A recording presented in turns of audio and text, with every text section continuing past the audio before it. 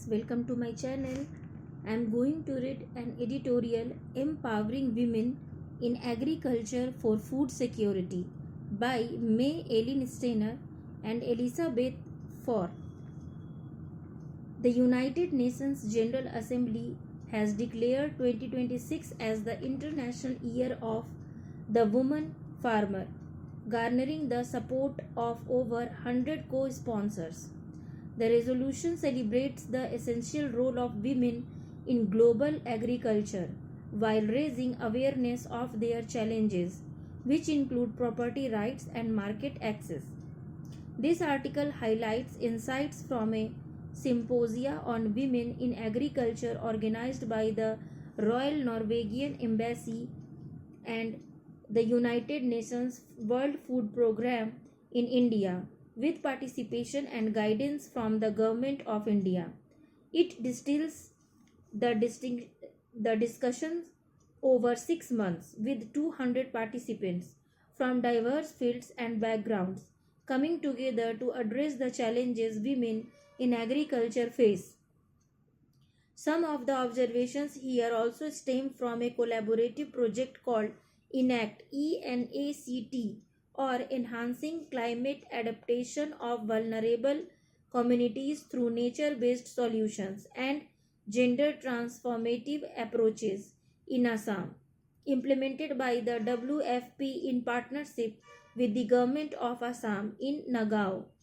The project aims to empower smallholder farmers, particularly women, to access climate-related information and make informed decisions to enhance their resilience. The project is financed by the Government of Norway under its strategy to promote self-sufficiency in food production and strengthen women's rights and their role in food production. Ownership, control and access.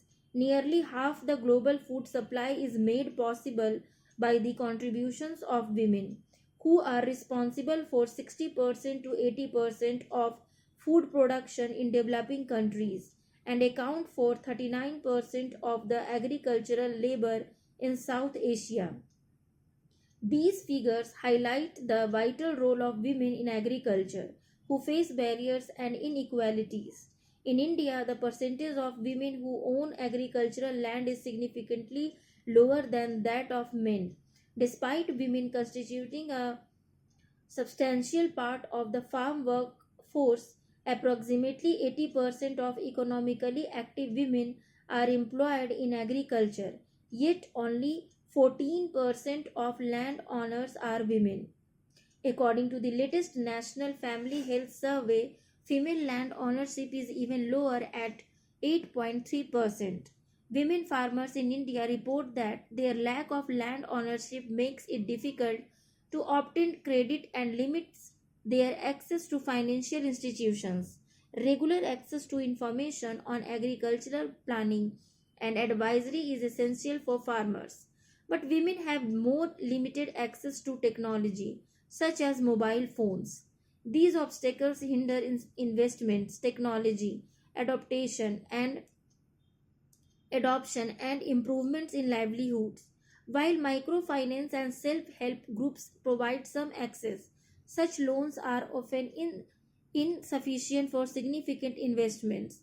The Government of India supports small women farmers to enhance skills and promote sustainable agriculture.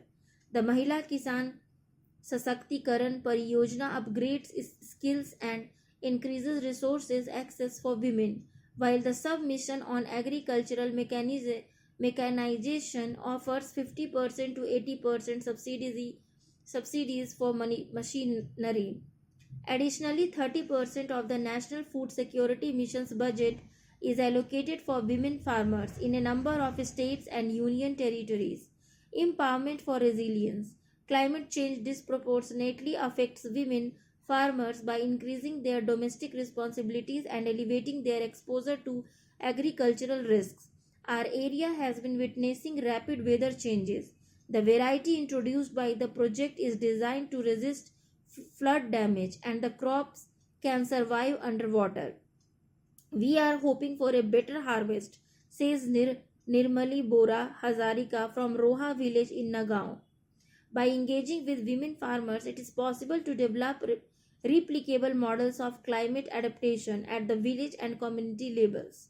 The Women in Agriculture Symposia generated forward looking ideas. The ENACT project primarily connects women farmers with experts through information technology, providing actionable agricultural and climate advisories weekly via their phones to over 300 farmers in 17 villages of Nagaon district. Additionally, the Climate Adaptation Information Centers facilitate video conferencing and meetings informing women farmers about agriculture and livelihoods.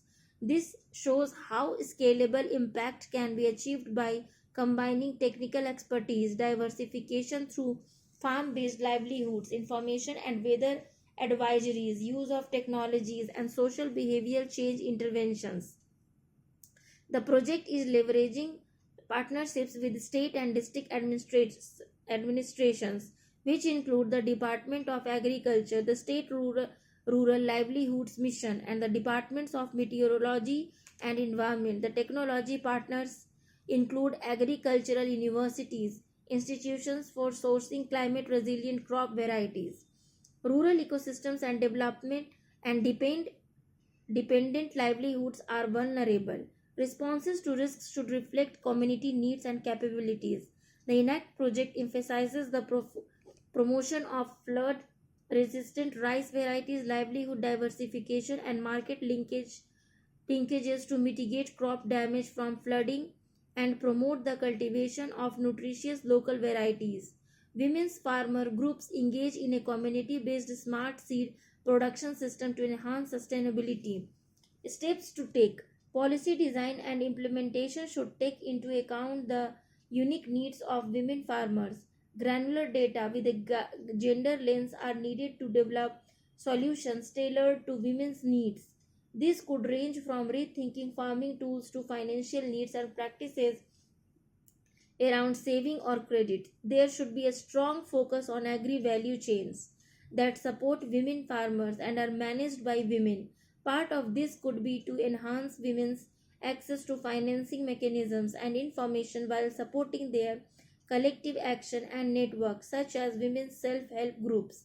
We have a historic opportunity to mark 2026 as the International Year of the Woman Farmer to promote resilient agricultural development and gender equality by recognizing, supporting, and enhancing the role of women in ensuring food security, fostering economic prosperity, and promoting sustainability. Thank you for listening.